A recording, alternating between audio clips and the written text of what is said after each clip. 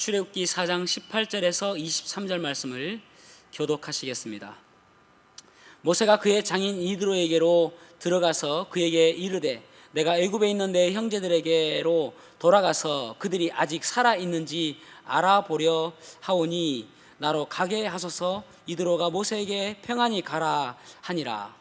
여호와께서 미디안에서 모세에게 이르시되 애굽으로 돌아가라. 내 목숨을 노리던 자가 다 죽었느니라. 모세가 그의 아내와 아들들을 나귀에 태우고 애굽으로 돌아가는데 모세가 하나님의 지팡이를 손에 잡았더라. 여호와께서 모세에게 이르시되 내가 애굽으로 돌아가거든 내가 내 손에 준 이적을 바로 앞에서 다 행하라. 그러나 내가 그의 마음을 완악하게 한즉 그가 백성을 보내주지 아니하리니 너는 바로에게 이르기를 여호와의 말씀에 이스라엘은 내 아들 내 장자라. 내가 내게 이르기를 내 아들 보내주어 나를 섬기게 하라 하여도 내가 보내주기를 거절하니 내가 내 아들 내 장자를 죽이리라 하셨다 하라 하시니라. 아멘. 착석하시겠습니다. 우리는 이 땅에 그저 우연히 살아가는 존재가 아닙니다. 하나님의 목적과 뜻이 우리에게 있습니다. 하나님의 목적을 다른 말로 이야기하면 사명이라고 할 수 있을 것입니다. 그래서 우리는 우리의 삶 속에서 그 하나님의 목적에 합당한 삶을 살아야 하는 존재입니다. 그러기 위해서는 내 삶 속에서 내가 어떻게 믿음으로 살아가느냐 참 중요하겠죠. 그 장자의 외편에 보면은 이런 이야기가 나온다고 합니다. 장자가 어느 날 조릉이라는 숲속을 거닐고 있는데 그 앞으로 자기 이마를 스치면서 까치 한 마리가 날아가는 것이었습니다. 날개가 무지 크고 눈은 부리부리한데 까치가 잘 날지 못하는 이상하게 생긴 새였습니다. 그래서 그 까치를 쫓아서 가다 보니까 어느 그 밤나무 쪽으로 들어가는 거예요. 그래서 울타리를 넘어서 그 밤나무 있는 곳으로 가게 되집니다. 까치가 하도 신기해서 그 까치를 잡아야 되겠다 해가지고 활을 끄집어내서 시위를 당겼습니다. 그런데 이상하게 그 까치가 까치 하면은 아주 이제 뭐랄까요 예민한 이런 새인데도 불구하고 이 인기척이 있음에도 불구하고 날아가지 않는 것입니다. 까치가 가만히 보니까 이게 장자가 보니까 까치가 무언가 하나에 집중이 뚫어지게 보고 있는데 그것이 무엇이냐면은 자기가 좋아하는 먹잇감인 사마귀를 보고 있는 것입니다. 그런데 신기하게도 사마귀도 또 도망가지 않고 뭔가 뚫어지게 보고 있는데 자기가 좋아하는 먹잇감인 매미를 보고 있는 것입니다.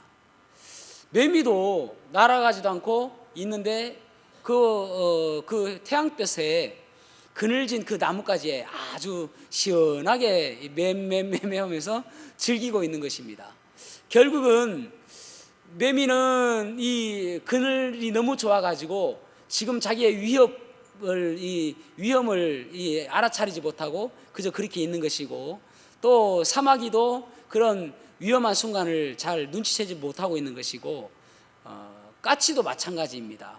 그래서 이제 이 장자가 생각할 때에 아이고 역시 미물이라 어리석기 짝이 없구나 라는 생각을 가지고 있는데 그 밑에서 이 밤나무 관리인이 그거 누구요?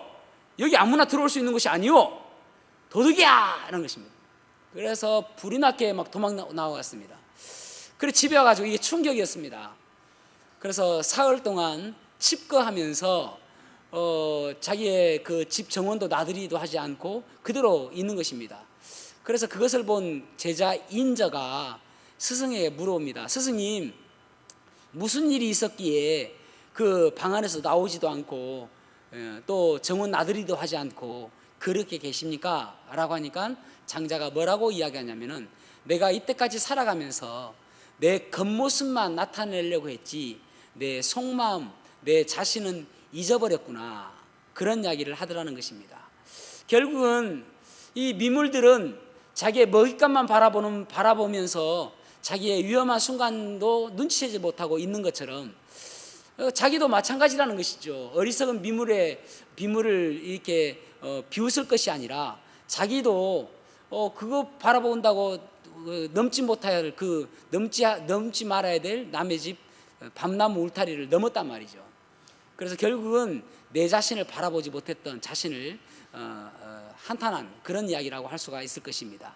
여러분, 우리가 살아가면서 우리는 그리스도인이라고 이야기합니다. 그런데 정작 다른 사람 바라보면서 저 사람 왜 그리스도인인데 저렇게 살아? 라고 하기도 하고, 저 사람을 통해서 하나님이 어떻게 역사하실까 하는 마음도 있기도 한데, 나는 어떠냐는 게, 정말 나는 믿음의 사람으로서 믿음의 모습을 보여지고 있느냐라는 것입니다. 그래서 이것에 대해서 야고보는 이렇게 이야기합니다. 야고보서 1장 22절을 보면은 너희는 도를 행하는 자가 되고 듣기만 하여 자신을 속이는 자가 되지 말라.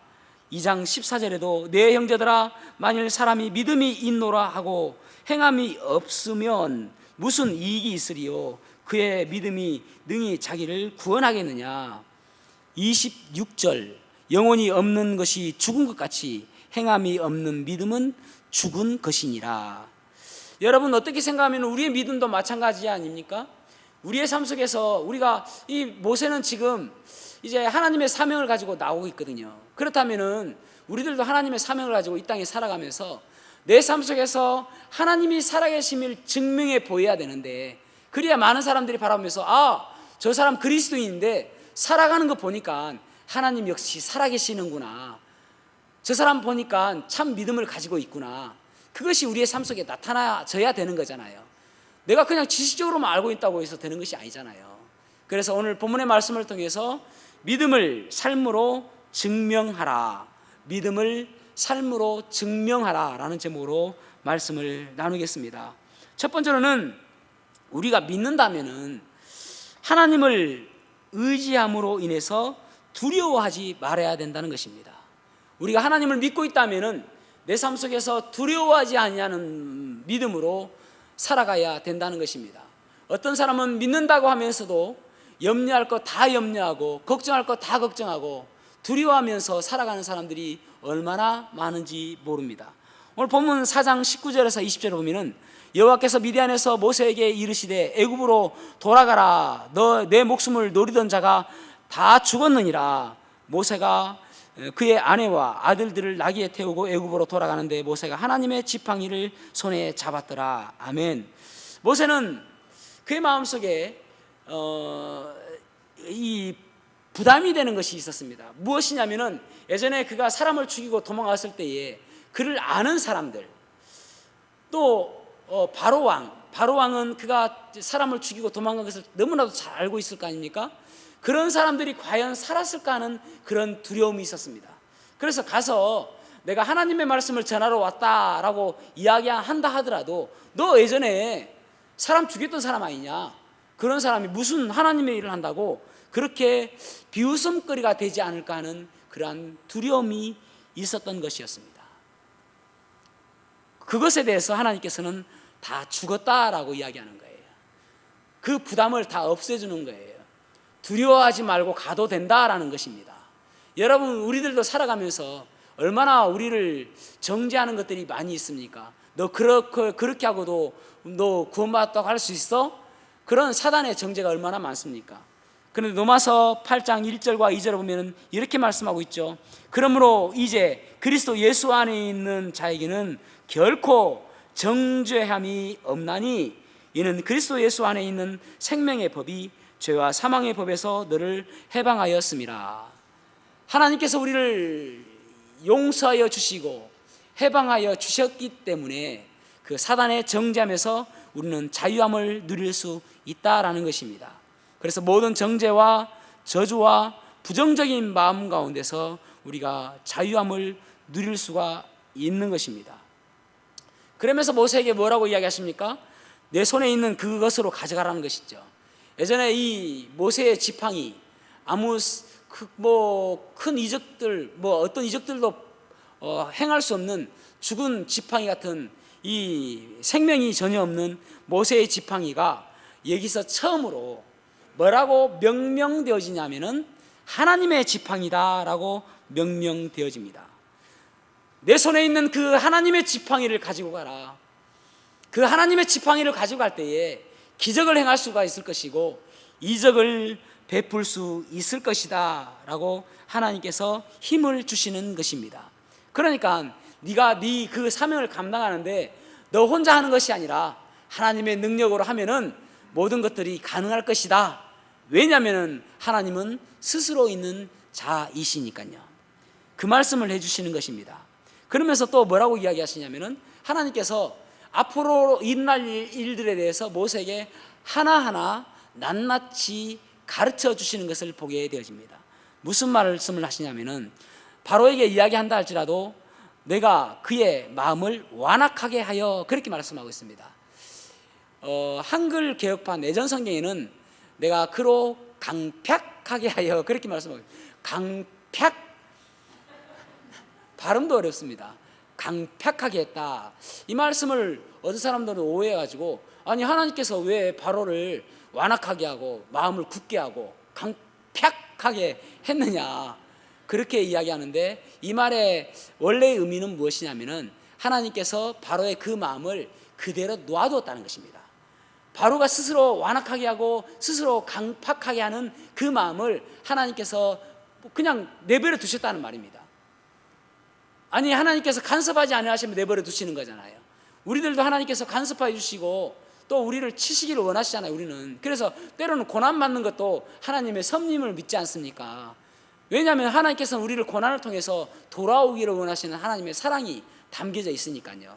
그런데 하나님께서는 이 바로를 그대로 완악하게 내버려 두셨다라고 말씀하고 있는 것입니다. 하나하나 그럼에도 불구하고 두려워하지 말아라. 내가 그것까지 다 계산하고 있고 알고 있다. 여기 4장 22절에서 23절 보십시오. 너는 바로에게 이르기를 여호와의 말씀이 이스라엘은 내 아들 내 장자라. 내가 네게 바로에게 이르기를 내 아들을 보내주어 나를 섬기게 하려 하여도 내가 보내주기를 거절하니 내가 네 아들 그 바로의 아들 바로의 장자를 죽이리라 하셨다라 하시니라. 이렇게 말씀하고 있습니다. 그러니까 결국은 하나님께서 너 간다고 해서 바로가 바로 아이고 그러냐 가라 할 것이 아니라 계속적으로 보내주지 않을 것이다. 그럴 때에 마지막으로 장자를 죽일 것이다까지 이야기를 해라. 그렇게 지금 하나하나 모세에게 하나님께서 가르쳐 주고 있는 것입니다. 여러분 오늘날에도 우리는 하나님 말씀을 통해서 힘을 얻어야 되는 것입니다. 하나님의 말씀이 우리의 귀에 들려야 되는 것입니다. 아무것도 염려하지 말고 오직 모든 일에 기도와 간구로 너희 구할 것을 감사함으로 하나님께 아뢰라. 그 말씀이 우리 말에 들려오니까 하나님께 기도하니까 우리의 평안함을 주시는 거 아닙니까? 너희가 내 안에 가고 내 말이 너희 안에 가면 무엇이든지 원하는 대로 구하라. 그리하면 이루리라 하셨으니까 우리가 기도하는 거 아닙니까? 여러분 그 하나님의 음성이 들려지면은 두려워하지 않는 것이죠. 하나하나 하나님께서 여기 마치 점쟁이처럼 쪽집게처럼 가르쳐주고 계시잖아요. 하나님께서 앞으로 이런 일이 일어난 날지라도 두려워하지 말아라. 그렇게 지금 말씀해 주고 있는 것입니다. 여러분 동일하게 하나님께서는 우리에게도 동일하게 말씀해 주시는 것이죠. 두려워하지 말아라. 내가 너와 함께 하겠다. 기도해라. 내가 지켜주겠다. 도와주겠다. 지금도 여전히 하나님께서는 우리에게 낱낱이 하나하나 자세히 가르쳐주고 있는 것입니다. 하나님의 지하운동이라는 책이 있는데 리차드 범브렌트라는 목사님에 관한 이야기입니다. 리차드 범브렌트 목사님은 루마니아 공산주의 시절 때에 복음을 증거하다가 감옥에 갇힙니다. 약 20년간 감옥에 갇힙니다. 그곳에 있으면서 척추가 부러지는 그런 고통을 당하기도 하고 뼈를 부서뜨리기도 하는 그런 고문을 당하기도 합니다. 때로는 다리를 묶어 매달아서 매를 치는 것이 여사였고 어떤 때는 속옷바람으로 냉동실에 넣었다가 이 사람이 얼어 죽을 쯤 되면 다시 끄집어내고 또 다시 몸이 녹으면 다시 냉동실에 집어넣고 이런 일들을 수차례 반복하면서 고통을 당하기도 했던, 그래서 그리스도를 배교해라 그런 위협을 당하기도 했던 그런 목사님입니다. 한 번은 이 목사님과 그 감옥에 있는 사람들에게 뭐라고 이야기하냐면은 그 정부에서 가족들 면회할 수 있는 시간을 주겠다. 몇 년 만에 그런 이야기가 들려지는 거예요. 가족들을 면회할 수 있는 시간을 주겠다. 엽서를 써라. 그래서 이 범브렌트 목사님도 엽서를 쓰죠. 사랑하는 내 아내와 내 자녀들에게 너희들이 너무나도 보고 싶다. 그런 편지를 씁니다.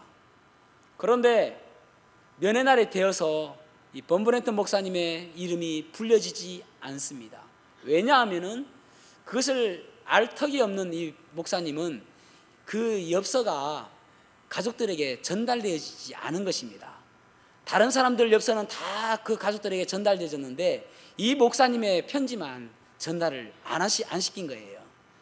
그래서 다른 동료들은 다 갔다 와서 아내를 만나보고 오고 자녀들을 만나보고 오고 자랑하고 그러면서 아니 목사님은 그렇게 하나님 섬긴다면서 자식들도 오지도 않고 아내도 오지 않네요. 그렇게 비웃음거리가 되어지고 또 방송에서 너를 면회온 사람은 아무도 없었다. 너를 모두가 잊었다. 너는 외톨이다. 이런 방송이 끊임없이 막 나오는 거예요. 그러면서 방송에서 뭐라고 이야기하면은 하나님은 죽었다. 네가 믿고 있는 하나님은 없다. 계속 반복적으로 나오는 것입니다. 얼마나 고통스럽겠습니까? 미칠 지경이겠죠. 그래서 눈물을 흘리는데 이런 생각이 드는 것입니다. 예수님께서 십자가에 돌아가시고 나서 무덤에 장사 지내고 계셨을 때에 그 무덤 주위에 있던 여인들, 그 여인들을 바라보면서 정말 슬펐겠구나. 그렇지만은 3일 뒤에 부활하시잖아요. 그 부활했을 때의 기쁨이 얼마나 컸을까.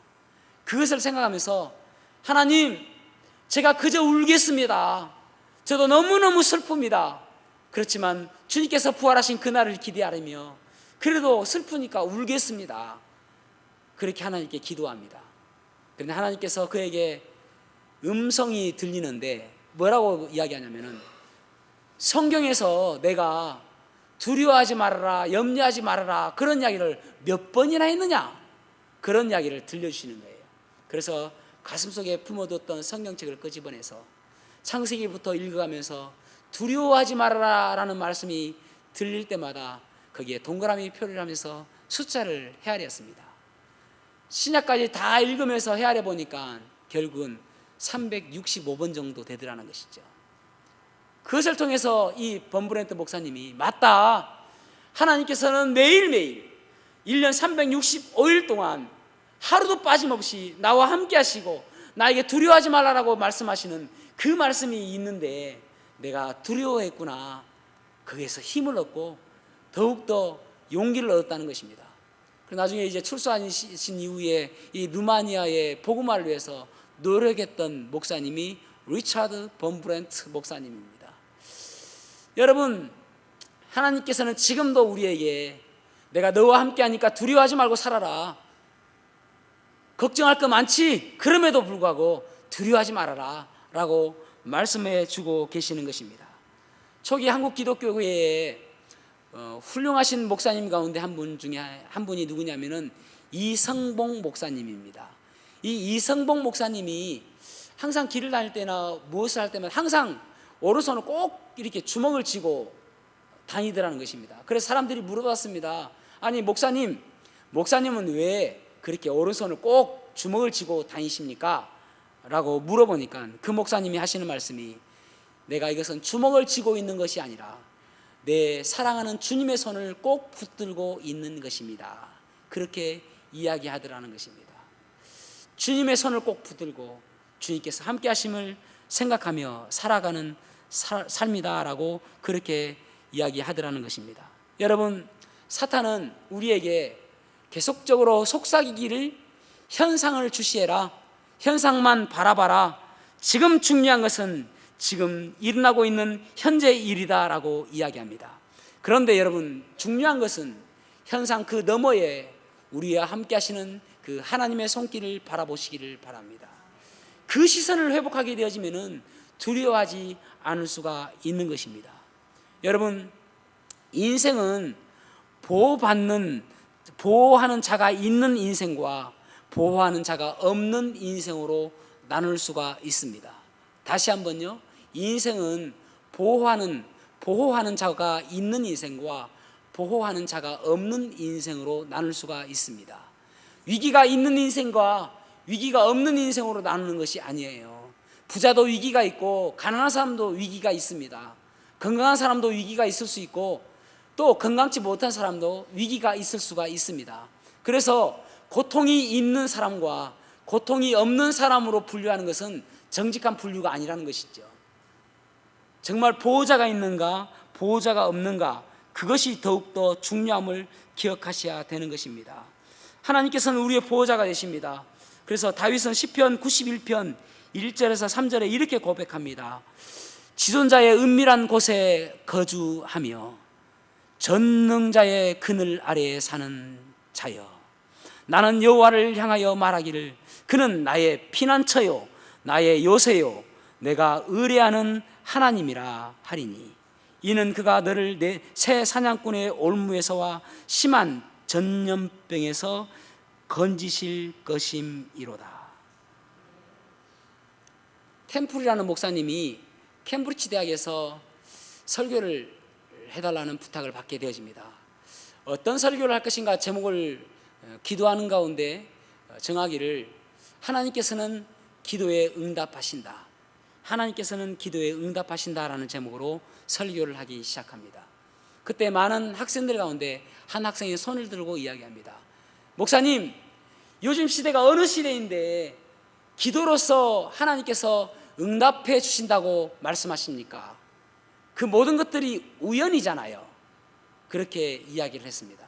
그래서 그 목사님이 이야기하기를, 자네의 이야기가 일리는 있지만 나는 이때까지 살아가면서 우연이라는 것이 기도할 때는 일어났지만 기도하지 않았을 때는 그 우연도 일어나지 않았다네. 그래서 나는 지금도 기도하고 있다네. 사랑하는 성도 여러분, 기도하는 사람은 영으로 사는 사람입니다. 기도하지 않는 사람은 그냥 생각으로 사는 사람입니다. 그래서 기도할 때에 하나님께서 주시는 은혜로 살아가게 되어지고, 그리고 기도하지 않으면 여러분에게 일어나고 있는 그 우연도 끊치게 되어질 것입니다. 저는 지난 금요일 날 저희 친척집을 방문하고 왔습니다. 가기 전에 기도하고 왔고요, 무사히 잘 다녀왔습니다. 그래서 하나님께 기도했습니다. 하나님, 무사히 잘 다녀오게 해주셔서 감사합니다. 우연일지 몰라도 기도하니까 하나님께서 잘 보호해 주시고 지켜주시더라고요. 저는 어제 아침에 일어나서 기도했습니다. 하나님, 오늘 예배를 위해서 기도합니다. 또 오늘 하나님 말씀을 전할 이 하나님 말씀을 위해서 기도합니다. 하나님, 잘 전할 수 있도록 도와주십시오. 그런데 이 기도가 하나님께서 우연처럼 보여지지만 응답해 주시더라고요. 그래서 우리는 우연처럼 보여진다 할지라도 기도하는 사람이 되어져야 되는 것입니다. 그래서 기도할 때에 이렇게 고백할 수 있잖아요. 주 안에 있는 자에게 딴 근심이 있으랴.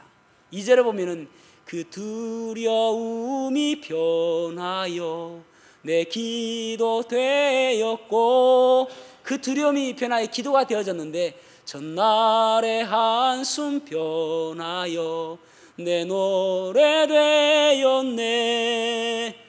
주님을 찬송하면서 할렐루야 할렐루야, 내 앞길 멀고 험해도 나 주님만 따라가리. 기도하니까 전날에 그 서글펐던 한숨도 찬송으로 바뀌어진다고 말씀하고 있잖아요. 그래서 기도하는 사람이 되어질 때에 우리의 모든 환경 속에서 하나님의 살아계심을 느낄 수가 있는 것입니다. 보통요 4, 5세 정도 된 어린아이들은 자기 앞에 있는 이 공밖에 눈에 들어오지 않습니다. 이 지구에 수도 없이 많은 것들 가운데 오직 그의 시선에는 공밖에 없는 거예요.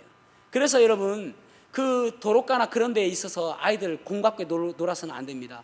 우리 어른들은 차가 지나가는 것도 보이지만은 아이들은 공밖에 보이지 않는 거예요.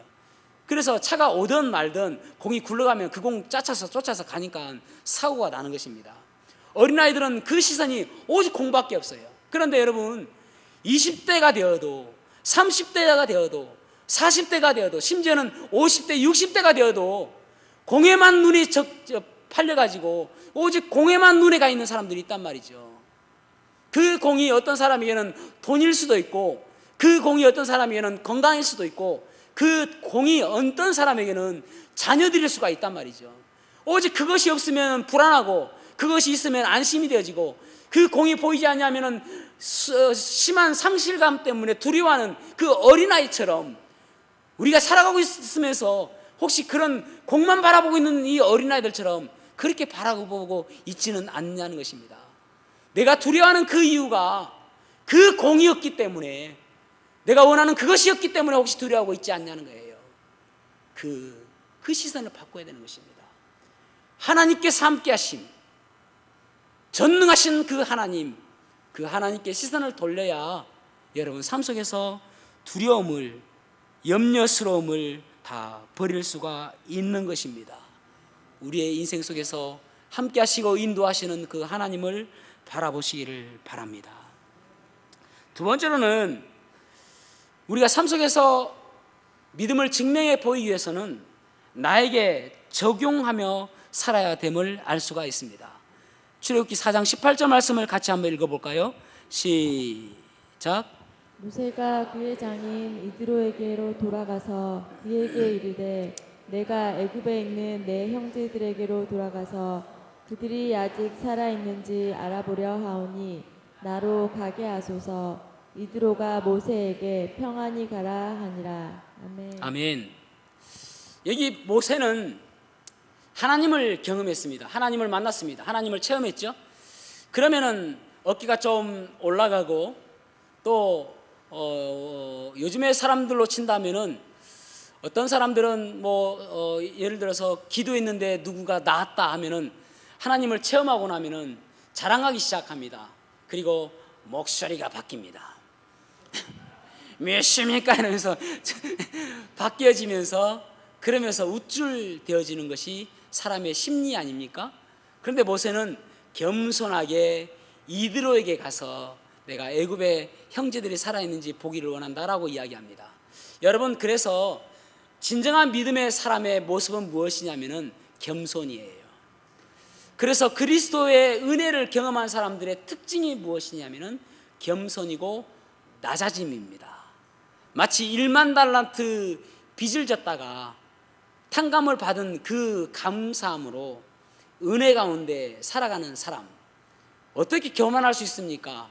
어떻게 우쭐댈 수 있습니까? 그 낮아짐, 겸손, 그래서 십자가의 정신은 낮아짐이라고 할 수가 있을 것입니다. 저는 우리 교회의 이야기가 아니니까 여러분 오해하지 마시기 바랍니다. 어떤 교회를 가면은 목회자와 성도의 다툼이 있는 교회가 있고, 또 어떤 교회는 성도 간의 다툼 때문에 상처가 되어져서 교회를 떠나는 사람들이 있는 것을 보게 되어집니다. 너무나도 안타까워요. 여러분, 교회는 상처받은 사람이 교회에 와서 상처를 치유하는 곳이지, 상처 없는 사람이 교회에 와서 상처를 가지고 나가는 곳이 아니에요. 그래서 정말 심각하게 생각해야 됩니다. 정말 우리 교회는 상처를 품어주고 낫게 해주는 교회인가, 아니면은 상처를 그저 끄집어내고 또 쪼아대고 해서 상처를 더 아프게 하는 그런 교회인가요? 이런 표현은 맞지는 않지만은 좀 속된 표현으로 죄송합니다. 이해해 주시기 바랍니다. 교회를 말아먹는 가장 좋은 방법은 다투는 것입니다. 정말 안타까운 일이죠. 교회는 상처를 다 감싸주는, 어느 시골에 두 형제가 있었는데, 동생 집에는 7 식구가 살아가는데 날마다 웃음소리가 담장 너머로 흘러나오는 그러한 동생 집이 있는가 하면, 제가 이렇게 이야기하는 이유는 형 집은 그렇지 않다는 것이죠. 형 집은 3명밖에 안 사는데 날마다 다투는 그런 집안이었습니다. 그래서 형이 동생을 볼 때마다 참 부럽기도 하고, 그래서 동생에게 가서 물어봅니다. 야, 동생아, 어떻게 해서 너희 집은 그렇게 날마다 행복하고 즐거운 집이냐? 우리 집은 그렇게 하지 못하는데. 그러니까 동생이 하는 이야기가, 우리 집은 바보만 살고 형 집은 똑똑한 사람만 살기 때문입니다. 아니, 그게 무슨 말이야? 예, 우리 집은 어떤 일이 벌어지면은 다, 아이고, 내 잘못이다, 미안하다, 그렇게 다 바보처럼 살아가는데, 형 집은 너무 똑똑해가지고 어떤 일이 벌어지면은 다 네 잘못이야, 너 왜 이렇게 했어? 그렇게 하니까 행복하지 않고 날마다 다투는 집이 되었다, 그렇게 이야기들을 하더라는 것입니다. 여러분, 교회는 서로 감싸주고 사랑해주는 곳입니다. 사랑 누가 말했나? 우리 주님께서 말씀하셨죠. 가장 사랑이 많이 흘러나오는 곳이 어디입니까? 교회잖아요. 그래서 우리 교회가 정말 사랑이 풍성한 교회가 되었으면 좋겠습니다. 그게 십자가 정신이잖아요. 여러분, 우리가 죄인으로 있었을 때에 하나님께서 우리를 이 바로처럼 강팍하게 그대로 놔두지 아니하시고, 완악하게 놔두지 아니하시고, 예수님을 이 땅에 보내주셔서 저와 여러분들의 모든 죄를 위해서 십자가에 달려 돌아가게 하셨잖아요. 그래서 십자가에 달려 돌아가심으로 인해서 저와 여러분의 죄를 용서하여 주셨지 않습니까? 그 크신 사랑이 이곳에 회복되는 곳이 되잖아요. 그래서 이사야 53장에는 이렇게 기록하고 있지 않습니까? 그가 찔림은 우리의 허물을 인함이요, 그가 상함은 우리의 죄악을 인함이라. 그가 채찍에 맞음으로 우리가 나음을 입었도다. 우리는 다 양 같아서 그릇 행하여 각기 죄 길로 갔거늘, 각기 죄 길로 갔거늘.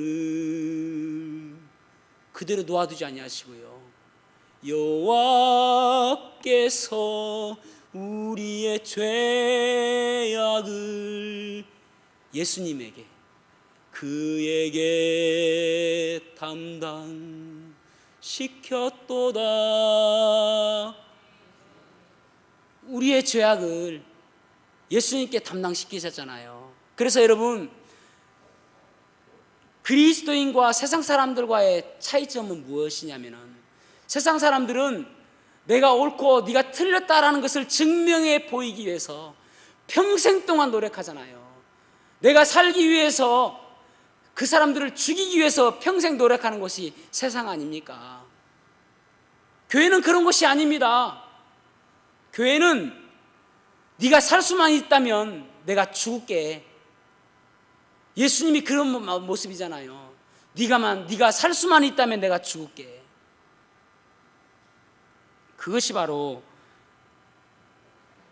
교회의 모습이 되어져야 되는 것입니다.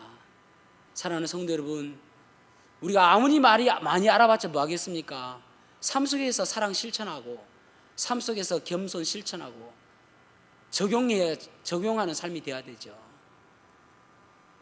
저는 야구를 그렇게 썩 즐겨 보고 하고 그런 것은 아닌데, 야구 되게 좋아하시는 분들도 계시더라고요. 요즘에 경상도 하면 골대 아닙니까? 골대. 워낙 꼴찌를 많이 해가지고 롯데가 요즘에 워낙 꼴찌를 많이 해가지고 골대라고 바뀌었다고 이름이, 사람들이 이야기하는. 이거 웃어야 되는데 안 웃으니까 엄청 당황스럽습니다. 근데 야구에 복음적인 요소가 하나 있는데, 그것이 무엇이냐면은 희생번트예요. 아니 누구나 다 안타 치고 싶죠. 누구나 출루하고 싶죠. 누구나 홈을 밟고 싶죠. 누구나 나가고 싶잖아요. 그런데 희생번트는 내가 죽고 1루 주자를 2루로 보내는 거예요. 그래서 가장 좋은 잘한 희생번트는 무엇이냐면은 홈과 1루 쪽으로 보내는 것입니다. 왜냐하면은 홈과 1루 쪽으로 보내가지고 1루에서 2루까지 거리가 멀지 않습니까? 그래서 그 거리 잡았다가 몸을 돌려서 2루 보면은 늦었네 해서 1루로 던져서 1루 주자를 죽이는 거예요. 간혹 가다가 이제 이 포수가 조금 띨빵해가지고 어디를 던질지 몰라서 희생번트를 한 사람이 살 수도 있습니다. 그런데 기본적인 취지는 뭐냐면은 죽기 위해서 번트를 하는 거예요. 그리고 1루 주자를 살리기 위해서. 그래서 1루 주자를 2루로 보내는 것이 그의 임무입니다. 내가 죽고 다른 사람 살리는 거예요. 자, 옆 사람한테 이야기해 줍시다. 내가 죽을게. 부부끼리 잘 안 하시네. 네가 죽어.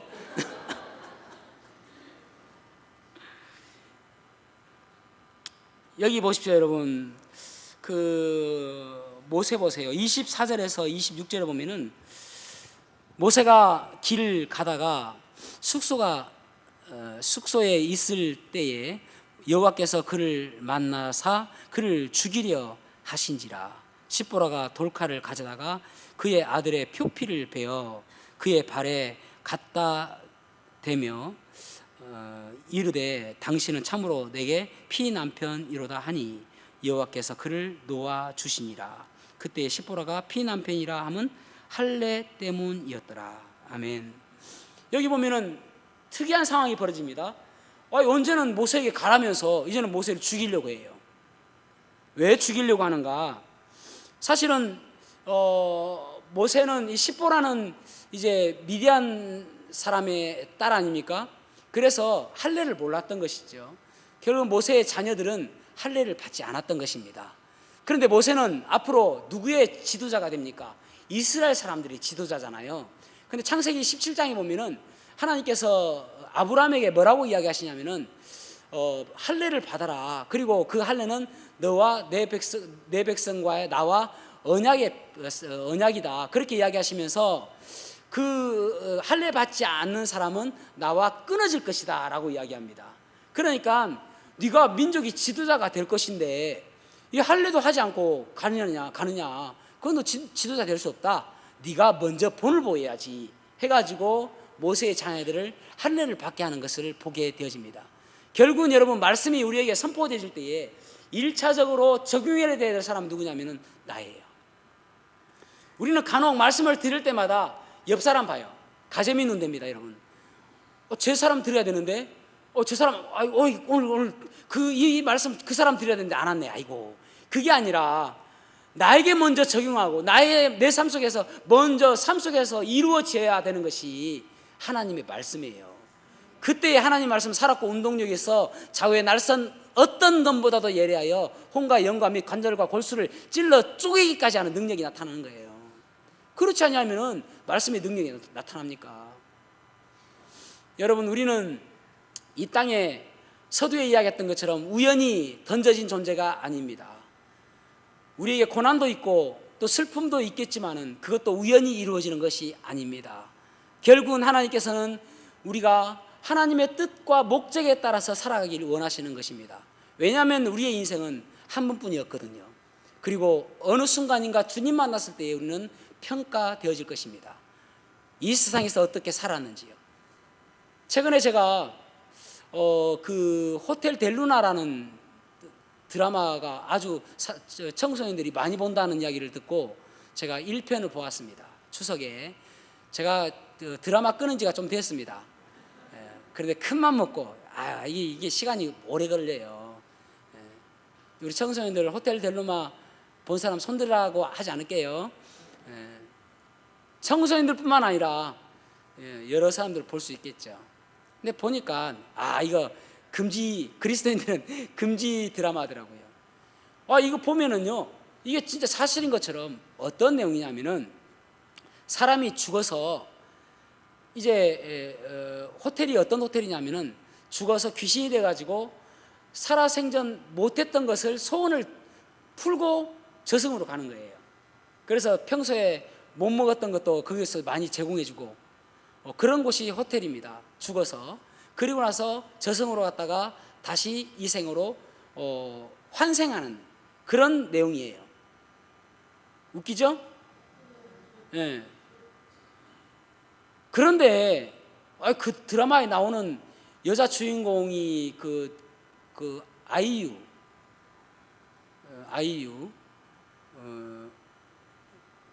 노래가 몰라. 오빠 뭐 노래 있는데 예. 그 아이유 얼마나 이쁩니까? 이쁘게 나오고 또 남자 주인공도 멋있게 나오고 야 그러니까 쏙 빠지는 거예요. 그러면서 야 뭐 이 세상 대충 살았다가 다시 태어나면 되지 그런 마음이 들지 않겠습니까 여러분? 진짜 드라마 잘 만들었다고 그 사람. 그런데 여러분 중요한 것은 성경에서요 한 번 죽는 것은 사람에게 정하신 것이요 그 후에는 심판이 있다고 말씀하고 있습니다. 두 번 다시 주어지는 것이 아니라 두 번 기회가 주어지는 것이 아니라 우리의 인생은 한 번밖에 없는 것입니다.